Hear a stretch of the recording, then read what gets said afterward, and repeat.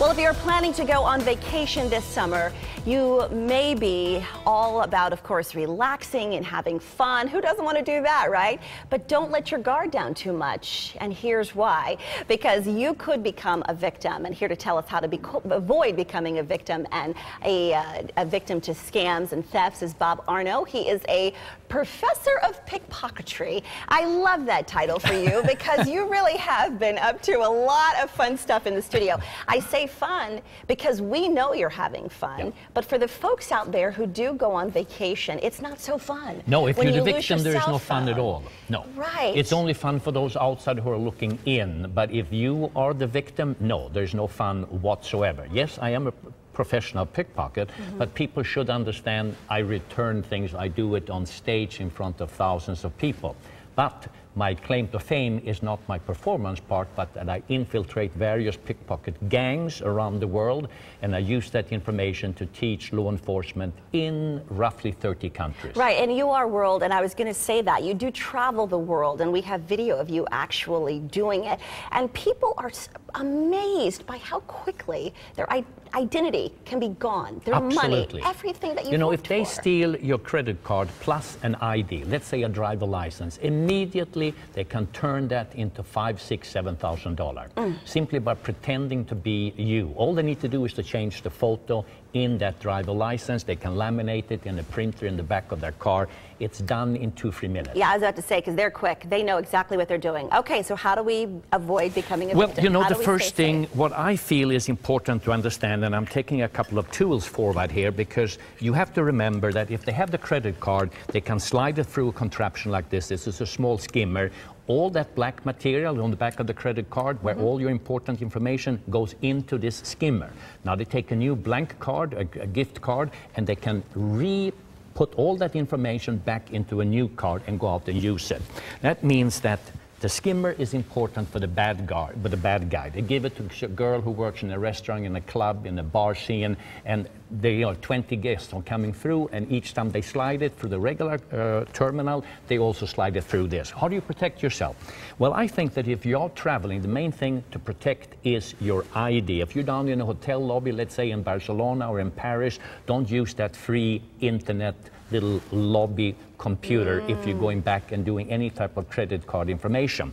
Keep most of the important information on a small travel USB drive. This is a safety one because half of it is encrypted. So in order to get into the information, you have to have a password. Now imagine you have your passport information, your credit card, all of that here. You don't have to plug in the information. You simply copy and paste. That way they can't steal it. Finally, very important, what we call a double authentication device. This you get from the bank or from your finance company. And when you go in to your account to sort of do a transaction, you have to put your password plus the numbers that pop up on this. You don't get it with any advertising. You have to call up and make the first initiative. How much does all this cost? A thing like this is not very expensive, maybe 25 bucks. It's basically a USB drive, but half of it is encrypted. So you can't get into that information unless you put in your password. That's why it's good. It's when you travel around. So the cell phone is the main thing to protect because that's what they love, the iPhone and the smartphone. And how quickly can they have that completely wiped, all of your stuff wiped out and their stuff in?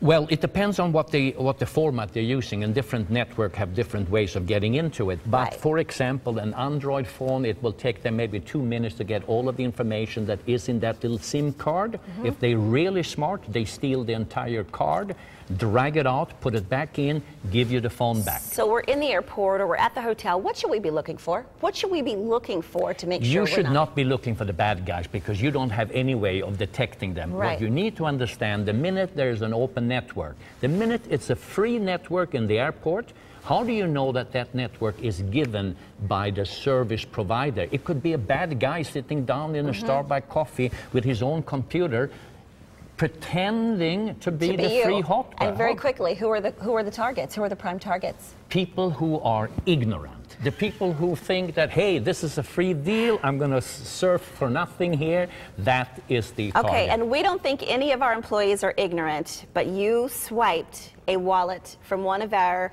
production assistants, and I'm going to pull, whose wallet is this? Do we know? Me, Neil. You, Neil! Did you know when okay, we're going to show you Neil. He's running one of our cameras today. Did you know he took it? No idea. You did What not. is his face color change? I don't understand that. Is he embarrassed? Neil, okay, how do you feel right now? We're speechless. Speechless. I had no idea. And you just walked up to Neil and you were just casually having a conversation. Well, remember that there was a little brush. I had my jacket off, I brushed into him.